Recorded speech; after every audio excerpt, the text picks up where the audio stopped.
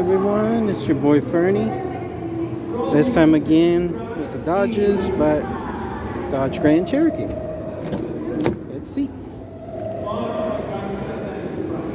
It's not too bad. It's got a standard inside. Almost touch controls. Oh, look, finally.